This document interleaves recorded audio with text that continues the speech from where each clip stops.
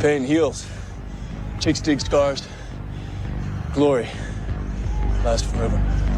Welcome back to the channel. The Indiana Fever are headed to the semifinals. Yes, it is true. They came back after losing that opening game, took one back in Cambridge, came back to Atlanta, and on that little tiny, terrible court, decided to send Atlanta packing for the rest of their season, or I should say into the offseason after winning a franchise record 30 games. The Indiana Fever are moving on. This was not a great game by the Fever, but I will tell you this is what we have seen from this team, and this is one thing that I will praise with a number of these players is there's no quit. I know sometimes we've got those games that seem like it, but overall, this team has a lot of grit, a lot of determination, and despite mistakes, despite blowing leads, they seem to always dig deep, led by players like Lexi Hull. And hey, look, and I got to praise Bree Turner. We're going to get to that in a second. As you can see here, 87-85. The Fever were down 85-80 late in this game. Finished on a 7-0 run, took the lead 86-85. It was their first lead of the game since the second quarter, and this was despite a basically non-existent second half by Kelsey Mitchell. And that is not a knock. Look, Kelsey Mitchell kept them in this game. They were down 56-49 at halftime, but Kelsey Mitchell had 19 points in the first half, only 24 for the game. I shouldn't say only 24, but you know what I mean. If you split it up, only 5 in the second half, but that 19 in the first half kept them in this game. They gave up 56 points, if you didn't just hear me correctly, 56 points in the first half. Don't mind me. My eyes from my allergies will not stop watering, but we're moving on anyway. Oh my gosh.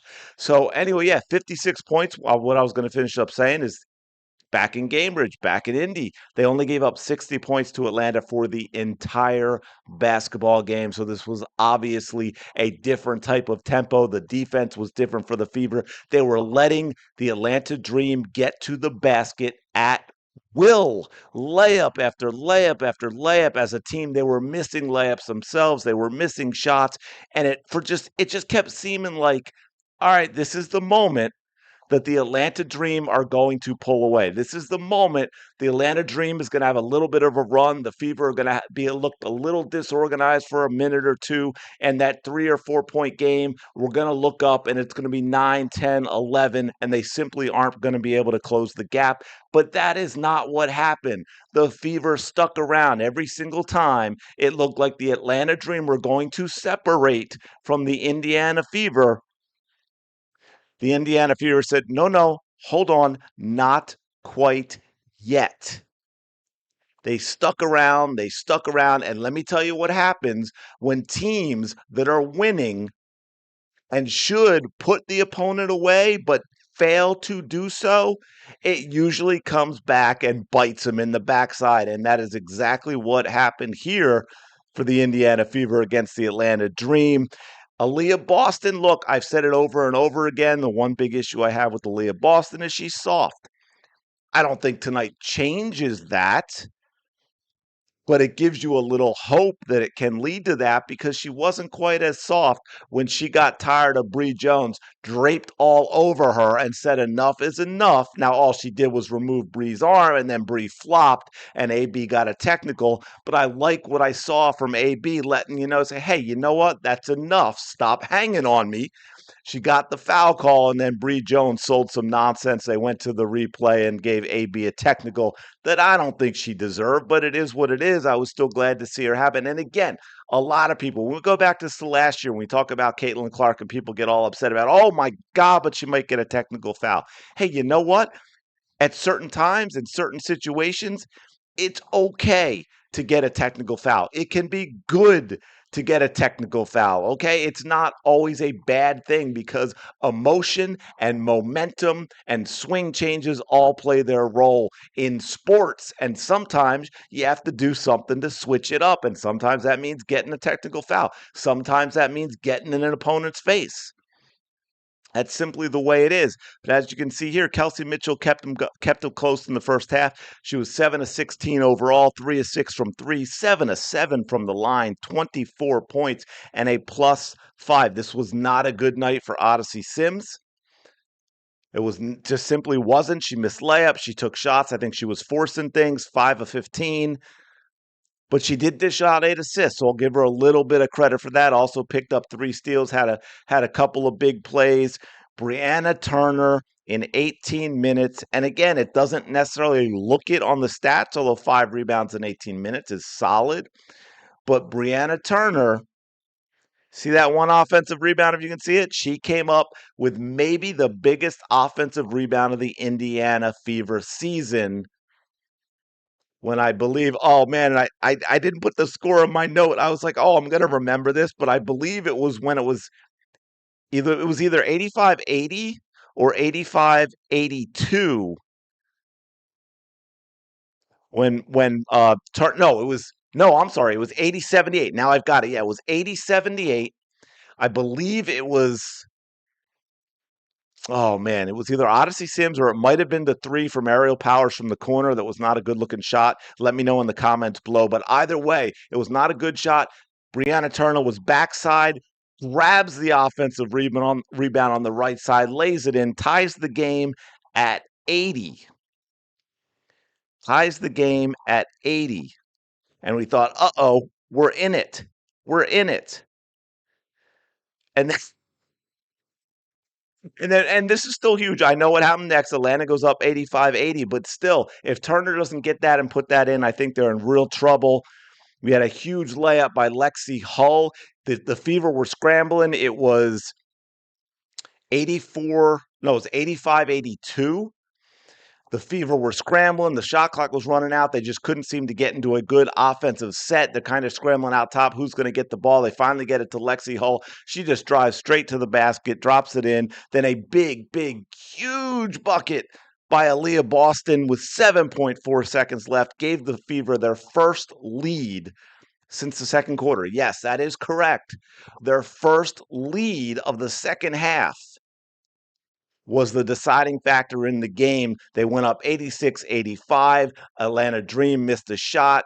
Fever got the rebound. They got the foul. I believe, was it Odyssey Sims? I believe it was Odyssey Sims. But anyway, they went on a 7-0 run from being down 85-80 to win that game 87-85. And they are moving on to the second round. Indiana Fever are not finished yet. I know that sounds crazy. Hey, wouldn't it be nice if Caitlin Clark was eligible for the playoffs? Because the more I see, I'm sorry, you're just simply not going to convince me that she cannot play right now. Great players play hurt.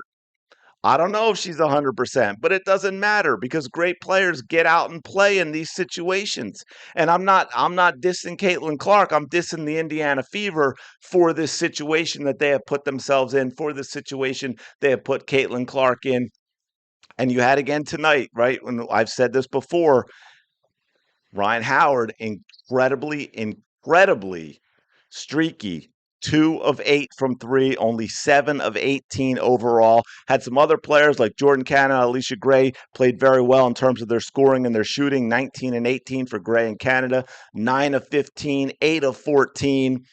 But that Ryan Howard, 2 of 8 from 3, that really hurt this team. Pow only played 9 minutes, but she chucked up 3 threes and missed them. I believe Atlanta was 6 of 23 from 3. 6 of 23 from 3. That really hurt them. I'm going to leave it there. I just wanted to get a quick video out to talk about this game because, look, I know this whole season with Caitlin Clark and a lot of people have checked out, and I get it. But all the injuries that they have had, and despite my feelings about the coach and about the front office and all of that, this team has had to fight through a lot of adversity. That's 100% true. So to see them get this big win for this team, I got to give them props. I have to be happy for them. There's no reason not to be. So, hey, there's a reason that there's a saying, two sayings. I'm going to give you two sayings. That's why they play the game. And also, of course, more specific to football is any given Sunday. Okay? It doesn't matter how it looks on paper. It doesn't matter what the seeds are. It doesn't matter what the records are or that the roster is. You got to go out and play the game and you have to produce. And by the way, Andrea Carter, the Atlanta Dream got to play this game at home, the elimination game, the deciding game, the game that sends a team home until the next season, a game that sends a team on to the next round. The Atlanta Dream got to play it at home because they had the better record and the better seed. If we had done things your way, this game would have been played in Indy. Anyway, leave it there. I'm leaving it there. Let me know your thoughts in the comments below. Appreciate you checking out this video. As always, do me a favor, smash the like button, subscribe to the channel. I really do appreciate it. Go have the day or night or whatever it is when you're seeing this that you deserve. And I will talk to you later.